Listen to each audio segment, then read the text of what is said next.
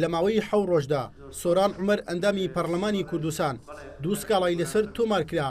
هەردوو سکاڵەکە لەسەر ئەو وتانە بوون کە سۆران عومەر لە بەرنامەی تاوتوی NRTدا باسی کردن.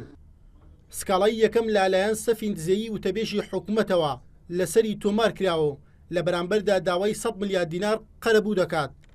سکاڵەکە لەسەر وتێکی سۆران عومەر بوو کە وتی لەم قەیرانە داراییەدا ئوتێلێک بە ناوی ئوتێل هەورامان لا نزیک ئوتێل چوارسەی شاری هەولێر لەلایەن خێزانی وتەبێژی حکوومەتەوە تەواو کراوە.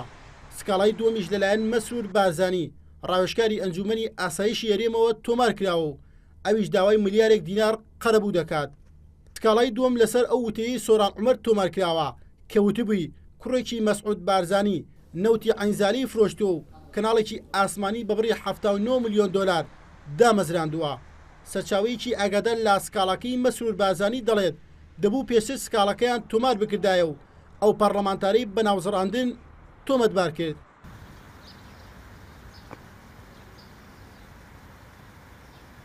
وتەبێژی حکوومەتی هەرێمی کوردستان دەڵێت ئەو وتێل و زەویانەی ئەو پەرلەمانتارە باسی کردوون ناڕاستە و بۆتەهۆی ناوزڕاندن و لەکەدارکردنی بۆ سکاڵای تۆمار کردووە. وتیشی سکاڵەکە لە دادگایە و ئەو بابەتەش لە دەستی یاسادایە و هیچ قسەیەکی لەسەر ناکات تا دادگا کارەکانی تاو دەکات.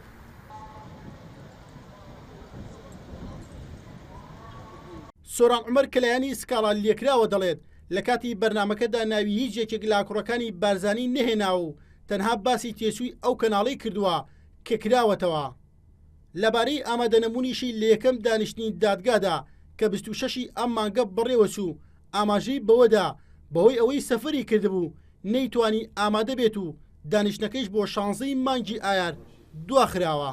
ئەم دۆسیەیە تاقیکردنەوەیکی باشیشە بۆ دادگاوە بۆ ئەو دادوەرە بە ڕێزەی کە دادبینیەکەی لایەوەی بتوانێت بە جورئەتەوە بۆ چەسپاندنی دادگەری و بۆ سندنەوەی مافی هەر کەسێک کە لەو سکاڵایە مافی خوراوە پابند بێ بەو سوێندەی کە خواردوێتی. من لە ڕۆژانی داهاتوو بەڵگەکانم و قسەی خۆم لە ڕێگەی پارێزەرەکانمەوە ئاراستەی دادگاکەم و هیچ شتێکم نییە جگە لەوەی کە ئومێ دەکەم دادگا بێلایەنانە بتوانێت بڕیار لەم دۆسیە بدە.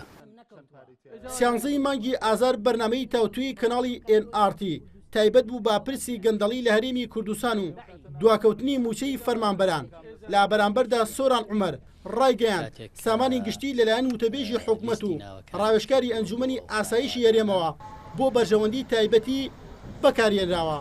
پێشقادرێن ئارتی هەولێر.